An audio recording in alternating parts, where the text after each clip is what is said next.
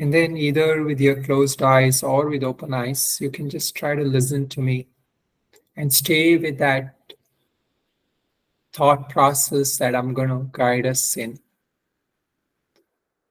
And this is the Mananam session, which is the contemplation session. And it works mostly when we have done certain Shravanam or listening to the Vedantic scriptures and texts.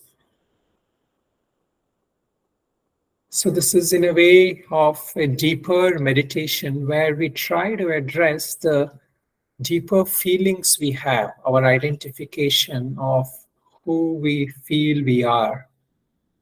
And this feeling which we have is a little natural, it's instinctive. Just as how an animal has a feeling, that an instinctive feeling, and that feeling drives it to seek for food or seek for, other dogs or other animals. So similarly, we have a certain instinctive feeling which makes us identified with this body,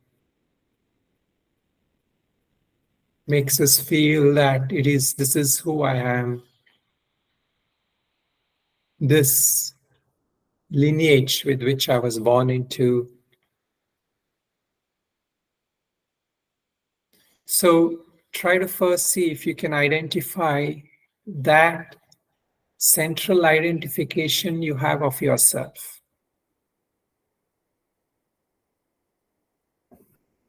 What is that central core identification you have of yourself? So generally, as the shloka in Vivekachudamani goes, our central identification is based on our caste, creed, and the ancestral lineage with which we are born, nationality, our names, a certain form that we are. So this is what the mantra says, Jati Niti Kula Gotra Duragam Nama Rupa Guna Dosha Varjitam Desha Kala Vishayati Vartiyat Brahma Tattvamasi Bhavayatmani. Jati, that is the caste. I belong to such and such a caste or family, we have the strong sense of being a human or being a certain nationality or belonging to a certain caste. So this is the central core feeling many of us carry. So all our transactional life, meaning everything that we interact with people, relate to people, is based on this. But here is where the shloka says, Brahma Tattvamasi Bhavayatmani. He says that we have to meditate or we have to arouse in us the feeling that I'm not this caste, I'm not this limited identification. All of us have a sense of beingness. And this beingness is not based on what my name is or on what relation I have. Whether even if you change your name or you change your nationality, that feeling is there that I exist. Can you try and connect to the central feeling without labeling it as something else? This core feeling is without any label, just the sense of beingness or the sense of I amness. The moment we say, I identify with this or I belong to that, then that feeling, its central pure feeling, has gotten corrupted with the worldly and objective identifications. And this pure feeling within us is the most deep, profound, and enriching kind of feeling. Even to say it's a feeling is a compromise. It's its natural sense of beingness. And in reality, we are most happy, most fulfilled when we identify ourselves with this pure consciousness or this pure beingness.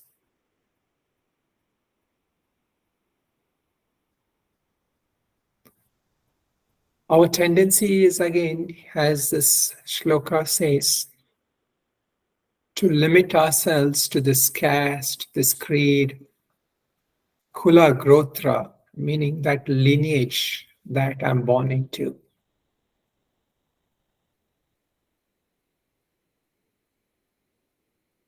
And this form, this physical form I carry. So I tend to identify myself as this physical form. But this sense of beingness was there when I was a child and my form was different. And this central sense of I-ness exists even today. I'm able to see a photo of me and identify that that was the same me which is here now. So that feeling of I amness remains with us, whether our physical form keeps changing. And then guna, qualities I have, dosha, any negative traits I have, weaknesses. Guna dosha varjitam. I'm free from that good qualities, bad qualities, my skills, my expertise. All that is an acquired skill. There is one essential thing which doesn't need to be acquired. I don't need to do something to acquire that. I don't even have to say that I'm good or I'm bad. I have this weakness. From a natural spiritual practitioner perspective, these might have value so that we can stay true to our spiritual practices and keep improving the good qualities and getting rid of the bad qualities. But the essential identification of ourselves should not be these qualities. I should not keep identifying myself as I have this bad habit or I have this good habit. Because then I'm again limiting myself to this body, mind, and this intellect.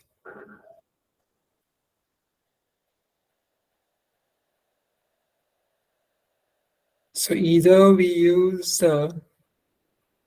direct thinking to counter the acquired thinking or the wrong thinking, or we go back to ask that ourselves, who am I really? Beyond even my thoughts, my feeling, I don't need to even kind of think and feel who am I. I have a natural sense of knowingness, that beingness. And this natural sense of knowingness and beingness is always with me.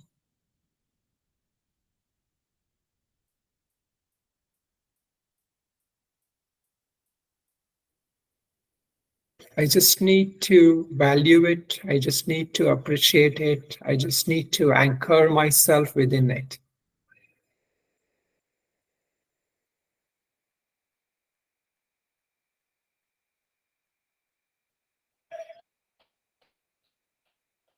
Deshakala Vishayati Vartiyat.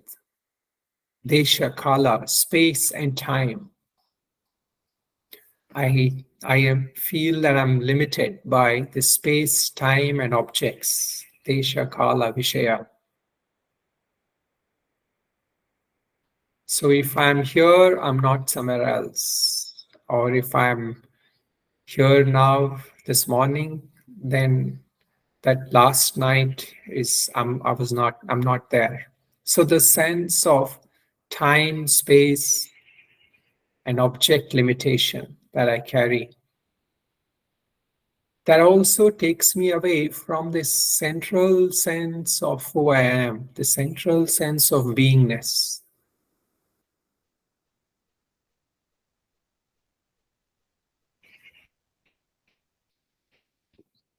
So I have a notion that I was born on such and such a day, such an year.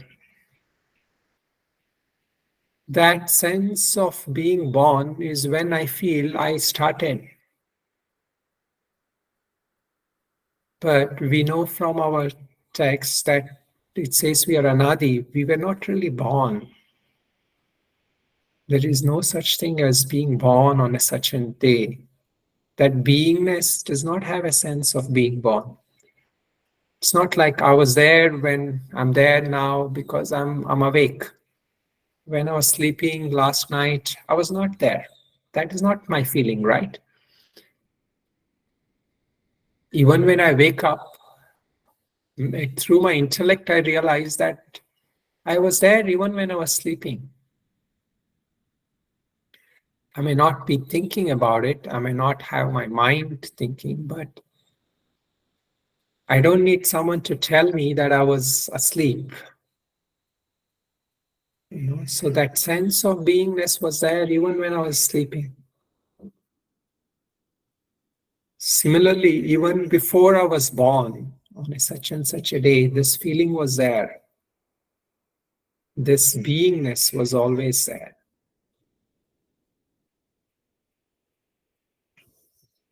So it's beyond time. It's not subject to birth, and nor is it subject to death. Just because the body will die, this beingness will not die. The sense of I amness which I have, that conscious entity, it's not going to die just with the death of the body.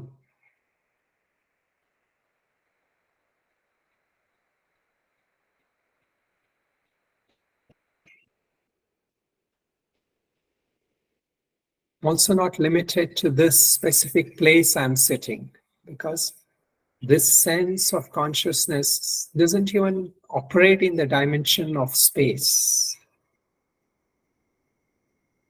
And if you want to test it out, you can imagine yourself being in some other place right now. Some place where you have been to. And the moment you feel or think about it, that place, that visual image you have of that place, you're actually there. Just as how in your dreams, whatever you saw, wherever you were there in that point. So that is not necessary that I have to feel that I'm physically here, then only I'm really here. So that ability of that mind alone, if not consciousness, just the mind can make us move from one space to another. And consciousness or the sense of being is even more profound and deeper, all pervading.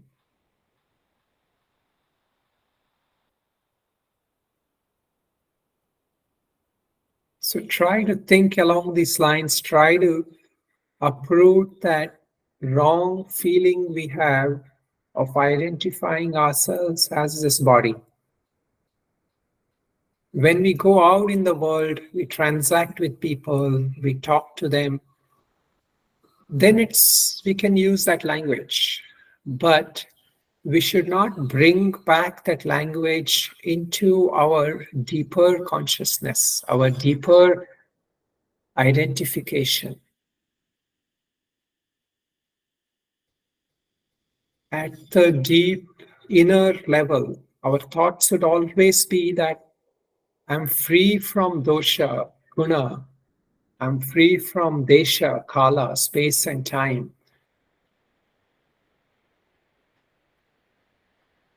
And then what am I? I am this one limitless, infinite, pure consciousness.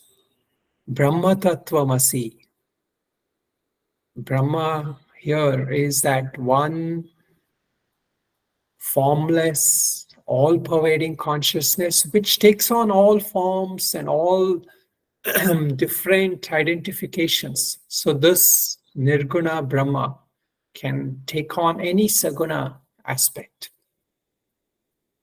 This one undivided pure consciousness can take on any consciousness, whether that of a small grasshopper, as Shankaracharya puts it, or of a huge mountain, or of any form of divine being, Devata.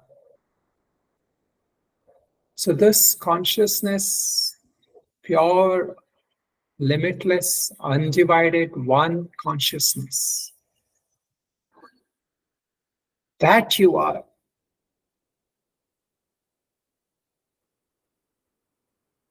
And it's not that we have to affirm this, we have to keep on repeating this, and then I will get it. Of course, initially, even that helps. But most importantly, we have to go to the essence of our feeling, that identification, that instinctive feeling we have acquired, and uproot it by tuning into that natural beingness, which is always there within us, but we are not paying attention to it.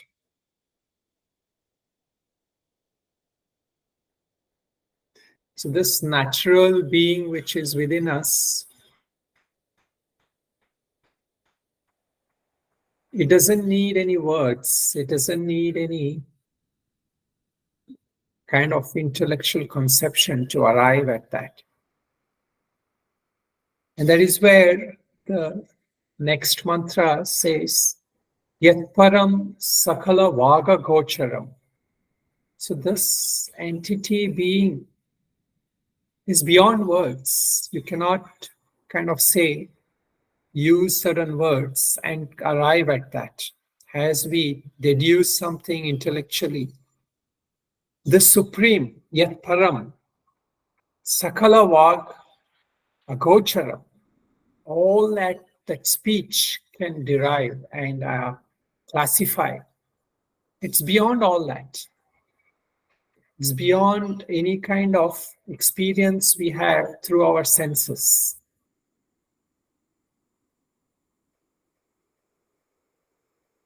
And yet it is experienced with this, what he calls as Vimala Bodha Chakshushaha. When we use a certain pure sense of knowing or seeing, when we are not using an intellectual or a mental concept of labeling, then we realize that this is always there with us. This being is always there with us. Gocharam Vimala Bodha Chakshushaha Shuddha Chid Gana Manadi Vastuyat. This is Shuddha, pure, Chidgana, pure mass of consciousness or heap of consciousness. So it is like how we think like there is a whole lot of stuff, some kind of a full 10 bags of rice or some, like so much, so many rocks in there. Anything like which has a lot of mass like that. This whole world is nothing but this one consciousness, and the source of that, my entry point to that is this pure sense of beingness that I carry.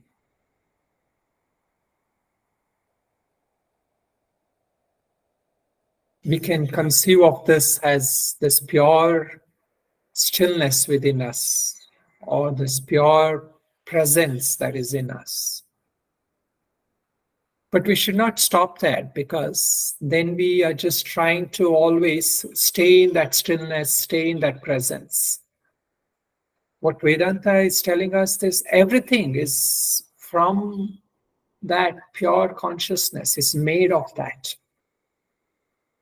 Chidgana, Shuddh Chidgana. But it appears to us that we are interacting with objects, people, and things that we classify and label. But the substratum, the essence of all that is this pure consciousness. And that pure consciousness is not something outside. It is the core essence of me, who I am, what I am. Brahma Tattvamasi, Bhavayatmani. So that Brahma Tattvamasi Bhava I should carry, I should hold on to.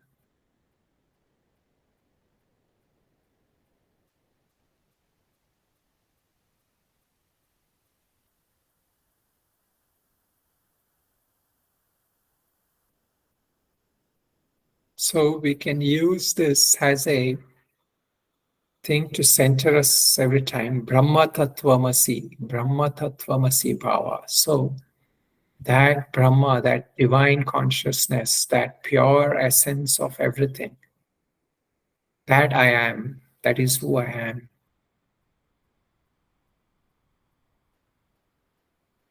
Initially, it may seem like we are using it intellectually, but slowly we have to absorb this. And every wrong notion of identification I have, we should replace that with this pure feeling of this core beingness which I carry with me. So, one is we eliminate through thinking the wrong thinking, through right thinking the wrong thinking. Other is to anchor in that central beingness which is always in me. I don't have to think too much to arrive at that. Just knowing that I'm conscious is enough. Just knowing that I'm here is enough. But before I label that, who is it it is here, or who who am I in terms of name, form, and all that, I stay with that pure essence of I-ness, beingness, that entity which is conscious.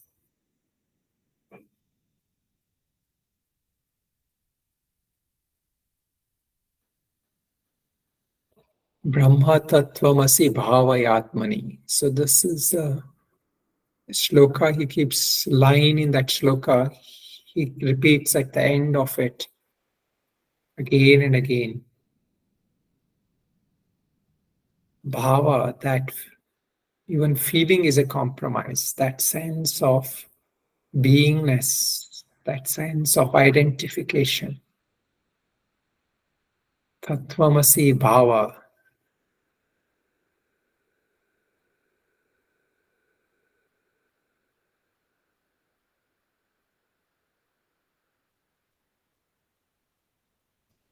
And as we usually say our closing prayer, this sense of identification is what gives us the Purnatva, that sense of completeness. Every other practice we do, or every other concept we have of divine, it always leaves us with an incompleteness, because we feel that we need to acquire that.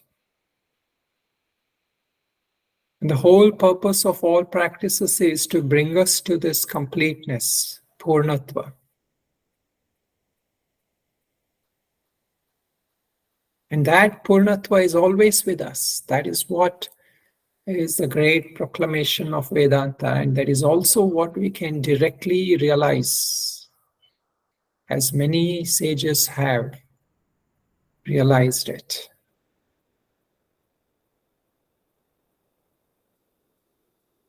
So with that, I will say my closing prayer. Om Purnamada Purnamidam Purnat Purnamudachyate Purnasya Purnamadaya Purnamevavashishyate. Om Shanti Shanti Shanti.